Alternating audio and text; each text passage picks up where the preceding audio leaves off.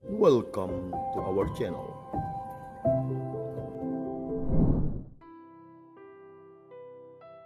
Bapak Ibu, saudara dan saudari yang terkasih, jumpa lagi dalam Riak Sabda edisi 31 Januari 2023. Saudara-saudari yang terkasih, sebagai orang beriman Katolik, kita kadang merasa bangga dan juga merasa begitu hidup. Rasa bangga akan iman ini seringkali kita tunjukkan melalui berbagai cara. Punya kaos, punya gelang, punya kalung, punya perkumpulan, dan lain sebagainya. Yang menunjukkan bahwa kita sebagai orang-orang Katolik. Hal ini merupakan suatu tindakan yang nyata dalam ungkapan iman kita. Namun yang menjadi pertanyaannya adalah bagaimana dengan relasi atau hubungan internal, hubungan yang lebih dalam kita dengan Tuhan itu sendiri. Karena seringkali hidup beriman kita itu hanya menampilkan hal-hal yang luarnya saja, atau bahkan ya sekedar ikut ramai lah seperti itu.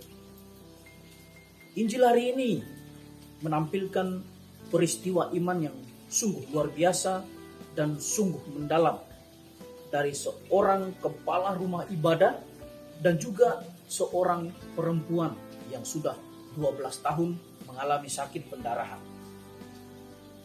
Mereka percaya bahwa Yesus pasti menyelamatkan anaknya ataupun Yesus pasti menyelamatkan dirinya.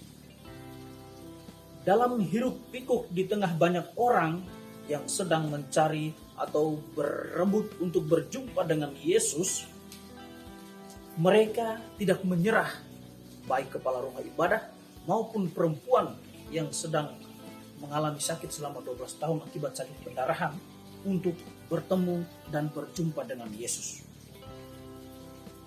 Anakku hampir mati, tetapi apabila engkau meletakkan tangan di atasnya, maka ia selamat. Demikianlah ungkapan dari seorang kepala rumah ibadah. Kemudian apa yang diungkapkan oleh seorang perempuan yang sedang sakit pendarahan yang sudah selama 12 tahun, dari imannya itu, dia mengatakan bahwa asal ku jamah saja jumbai jubahnya, maka aku akan sembuh.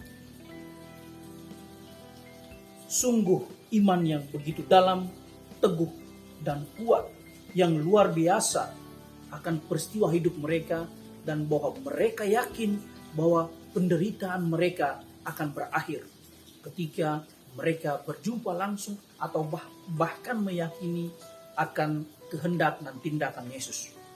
Dan berkat iman yang teguh dan ikhlas itulah harapan mereka menjadi nyata, yaitu anak kepala rumah ibadat menjadi sembuh dan bahkan bangkit dari kematian, dan perempuan yang sudah sakit pendarahan selama 12 tahun menjadi sembuh.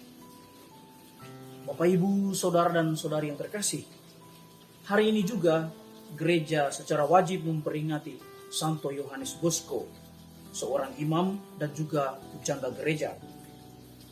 Ia adalah seorang imam yang saleh, seorang imam yang saleh atau seorang pastor yang saleh, disiplin dan juga rajin berdoa, sehingga ia menjadi bapak pengakuan yang terpercaya dari kaum muda.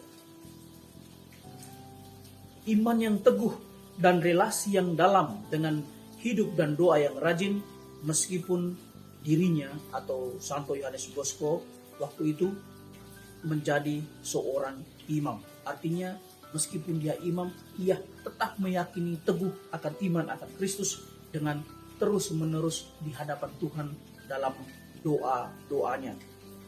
Meskipun dirinya begitu sibuk dengan banyak hal, misalnya dia disenangi oleh kaum muda.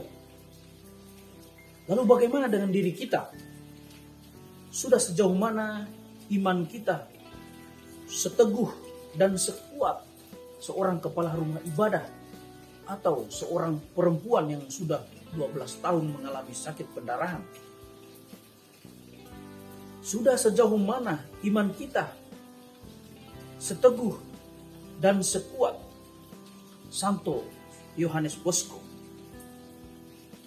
Mampukah kita lebih banyak hening dalam doa di hadapan Tuhan daripada larut dalam keasikan HP, TikTok, dan lain sebagainya?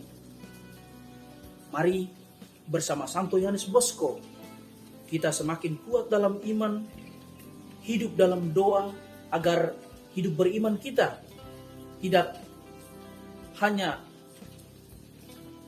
agar hidup beriman kita tidak kalah oleh seorang kepala rumah ibadah ataupun perempuan yang sudah sakit pendarahan selama 12 tahun.